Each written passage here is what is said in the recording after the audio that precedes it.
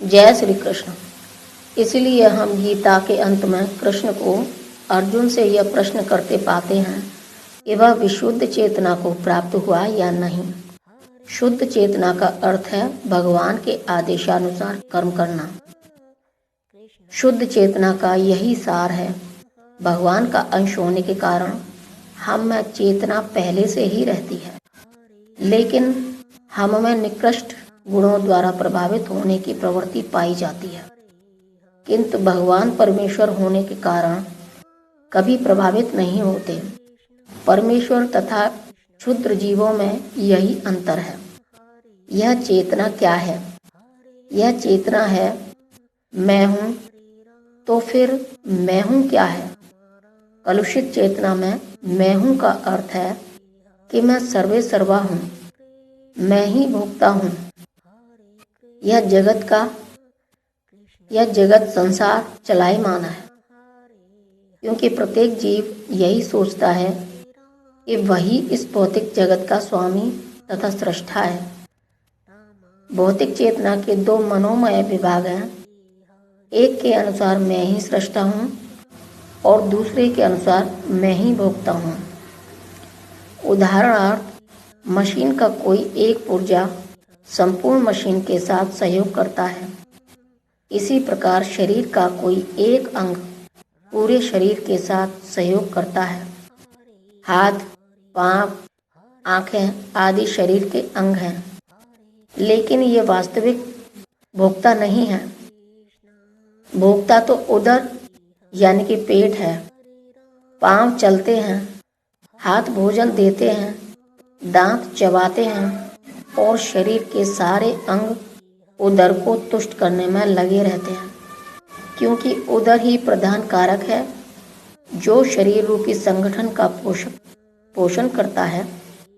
अतएव सारी वस्तुएं उदर को दी जाती हैं। जिस प्रकार जड़ को सींचकर वृक्ष का पोषण किया जाता है, उसी तरह उदर का भरण करके शरीर का पोषण किया जाता है। क्योंकि यदि शरीर को स्वस्थ रखना है तो शरीर के सारे अंगों को उदर पूर्ति में सहयोग देना होगा। इसी प्रकार परमेश्वर ही भोक्ता तथा सृष्टा है और हम उनके अधीन जीवात्माएं उन्हें प्रसन्न रखने के निमित्त सहयोग करने के लिए हैं। इस सहयोग से हमें लाभ पहुंचता है। ठीक वैसे ही जैसे उदर द्वारा ग्रहित भोजन से शरीर के सारे अंगों को लाभ पहुंचता है। यदि हाथ की अंगुलियां यह सोचें वे उदर को भोजन न देकर स्वयं ग्रहण कर लें तो उन्हें निराश होना पड़ेगा। सृजन तथा भोग के केंद्र बिंदु परमेश्वर हैं और सारे जीव उनके सहयोगी हैं। सहयोग के द्वारा वे भोग करते हैं। यह संबंध स्वामी तथा दास जैसा है। यदि स्वामी पूर्णतया तुष्ट रहता है तो दास भी तुष्ट रहता है। इसी प्रकार परमेश्वर को तुष्ट रखना चाहिए। यद्यपि जीवों में भी सृष्टा बनने तथा भौतिक जगत का भोग करने की प्रवृत्ति होती है, क्योंकि इस जगत में सृष्टा परमेश्वर में ये प्रवृत्तियां हैं। अतएव भगवत गीता में हम पाएंगे कि परम पूर्ण में परम नियंत्रित जीव, दृश्य जगत, शाश्वत काल तथा कर्म सन्निहित हैं और इन सब की व्याख्या इसके मूल पाठ में की गई है। ये सब मिलकर परम पूर्ण का निर्माण करते हैं और यही परम पूर्ण सत्य कहलाता है। यही परम पूर्ण तथा परम सत्यपूर्ण पुरुषोत्तम भगवान श्री कृष्ण है। सारी अभिव्यक्तियां उनकी विपरीत शक्तियों के फलस्वरूप हैं। वे ही परम पूर्ण हैं। भगवत गीता में यह भी बताया गया है कि निर्विशेष ब्रह्मा भी पूर्ण परम पुरुष के अधीन है।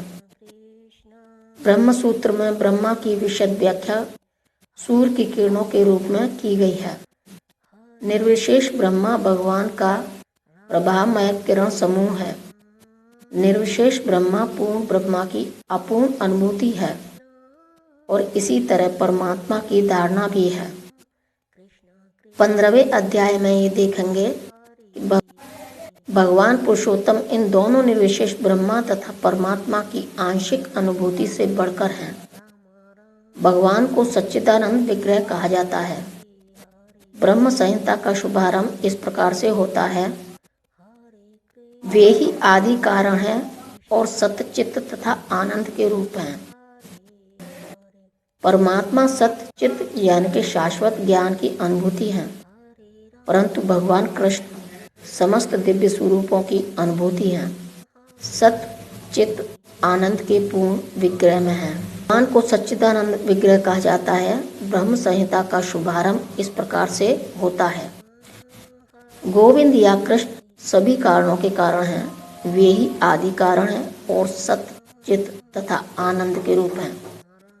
निर्विशेष ब्रह्मा उनके सत्य यानी कि शाश्वत स्वरूप की अनुभूति है।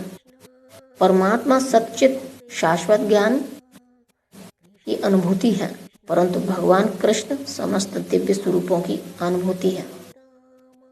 मतलब साफ है, सत्य चित्त आनंद के पूर्ण विग्रह में है। अल्पज्ञानी लोग परम सत्य को निर्विशेष मानते हैं, लेकिन वे हैं कि दिव्य पुरुष और इसकी पुष्टि समस्त वैदिक ग्रंथों में हुई है। जिस प्रकार हम सभी जीव हैं और हम सबकी अपनी अपनी व्यष्टि सत्ता है, उसी प्रकार परम सत्य भी अंततः एक व्यक्ति है और भगवान की अनुभूति उनके पूर्ण स्वरूप में समस्त दिव्य लक्षणों की ही अनुभूति है। यह पूर्णता रूप विहीन यानी कि निराकार नहीं है। यदि वह निराकार है या किसी अन्य वस्तु से घटकर है तो वह सर्वथा पूर्ण नहीं हो सकता। जो सर्वथा पूर्ण है उसे हमारे लिए अनुभव गम्य तथा अनुभवातीत हर वस्तुओं से युक्त होना चाहिए, अन्यथा वह पूर्ण नहीं हो सकता। पूर्ण भगवान में अपार शक्तियां हैं। कृष्ण किस प्रकार अपनी विभिन्न शक्तियों द्वारा कार्यशील हैं, इसकी भी व्याख्या भगवद गीता में हुई है।